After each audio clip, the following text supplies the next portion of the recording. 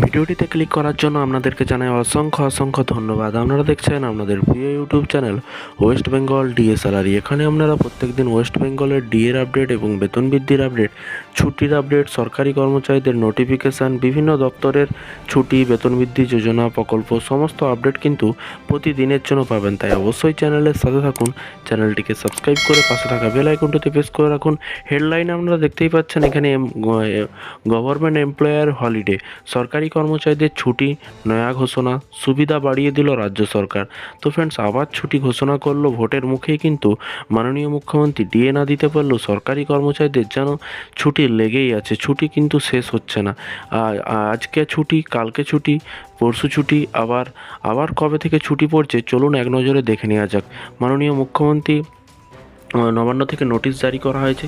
কি বলা হয়েছে এক নজরে দেখে নেব। এখানে বলা হয় যে পশ্চিমবঙ্গ রাজ্য সরকারের তরফ থেকে রাজ্য সরকারি কর্মচারীদের খুশি করতে বিভিন্ন সময় কিন্তু বিভিন্ন ধরনের ঘোষণা করে থাকে। বিশেষ করে যখন রাজ্য সরকারি কর্মচারী তাদের ডিএ নিয়ে বৃদ্ধির দীর্ঘদিন ধরে আন্দোলনরত, সেই সময়ে সরকারের রাজ্য সরকারি কর্মচারীদের জন্য নতুন নতুন ঘোষণা বেশ উল্লেখযোগ্য। বৃহস্পতিবার রাজ্য সরকারি কর্মচারীদের ছুটি নিয়ে নবান্নের তরফে একটি বিজ্ঞপ্তি জারি করা হয়েছে। রাজ্য সরকারি কর্মচারী ছাড়াও কিন্তু বেসরকারি কর্মচারীদের জন্য নতুন ঘোষণা করা হয়েছে। যদিও বেসরকারি কর্মচারীদের জন্য এই বিষয়ে নিয়ে শ্রম দপ্তরের তরফ থেকে কিন্তু আলাদা করে বিজ্ঞপ্তি জারি করা হবে বলেও কিন্তু জানানো হয়েছে। তারপর দেখুন এখানে বলা হয়েছে রাজ্য সরকারের তরফ থেকে রাজ্য সরকারি কর্মচারী এবং বেসরকারি কর্মচারীদের জন্য ছুটি নিয়ে যে ঘোষণা করা হয়েছে তা মূলত সামনে লোকসভা নির্বাচনকে কেন্দ্র করে এক্ষেত্রে বলা হয়েছে যে সকল কেন্দ্রে যেদিন লোকসভা নির্বাচন রয়েছে সেই সকল কেন্দ্রের সরকারি ও বেসরকারি কর্মচারীরা সবেতনে ছুটি পাবেন এবং ভোটের দিন ছুটির পাশাপাশি সরকারি কর্মচারীদের জন্য আরও একটি বাড়তি ঘোষণা করা হয়েছে নবান্নের তরফ থেকে। এবং কী বাড়তি? পশ্চিমবঙ্গ মোট 7 দফায় ভোট গ্রহণ করা হবে আর তার নিরিখে কিন্তু 19 এপ্রিল, 26 এপ্রিল, 7ই মে, 13ই মে, 20 মে এবং 25 মে এবং 1 জুন যে সকল কেন্দ্রে ভোট গ্রহণ প্রক্রিয়া রয়েছে সেই সকল কেন্দ্রের সরকারি ও বেসরকারি কর্মচারীরা ওই দিনগুলি ছুটি পাবেন। স্বাভাবিকভাবেই কিন্তু ওই দিনগুলি অফিসের কাছারি সব বন্ধ থাকবে।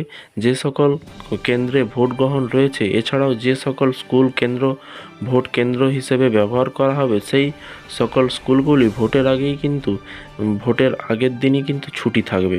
এর পাশাপাশি সরকারি কর্মচারীদের সুবিধার জন্য বিজ্ঞপ্তিতে বলা হয়েছে যদি কোনো ভোট কর্মীকে নির্বাচনের কাজের জন্য গভীর রাত পর্যন্ত সময় দিতে হয় তাহলে কিন্তু তিনি পরের দিন স্পেশাল ছুটি পাবেন। এছাড়াও যদি কোনো কেন্দ্রে কোনো বুথে পুনর্নির্বাচন হয় সেই ক্ষেত্রেও কিন্তু সরকারি কর্মচারীরা ছুটি পাবেন। এবং দেখুন এখানে বলা হয়েছে এবং যে কেন্দ্রে পুনরায় ভোট গ্রহণ হবে সেখানেও কিন্তু স্কুল ছুটি দেওয়া হবে। তো ফ্রেন্ডস, বিষয়টি বুঝতে পারলেন। এই ছিল আজকে একটি ছোট্ট আপডেট। পরপর কিন্তু 7 দফায় ভোট গণনা হবে। সেই 7 দিন কিন্তু যেই দিনে ভোট হবে এবং যেই দপ্তরগুলোতে হবে বা যেই স্কুলে হবে সেই সব স্কুল শিক্ষক এবং বেসরকারি সংস্থায় যেগুলো হবে বেসরকারি কর্মচারীদের কথাও কিন্তু বলা হয়েছে। তো পরপর 7 দিন ছুটি আপনারা একটা বড় ভালো প্ল্যান করতে পারেন, বাইরে কোথাও ঘুরতে যেতে পারেন ভোট শেষ করে। তো এই ছিল আজকে একটি ছোট্ট আপডেট। এই ধরনের সরকারি কর্মচারীদের বিভিন্ন রকমের আপডেট পাওয়ার জন্য West Bengal DA salary YouTube চ্যানেলটিকে সাবস্ক্রাইব করে পাশে থাকা বেল আইকনটাতে প্রেস করে রাখবেন পরবর্তী লেটেস্ট আপডেট পাওয়ার জন্য। ভালো থাকবেন, সুস্থ থাকবেন এবং নিজের খেয়াল রাখবেন। Thank you.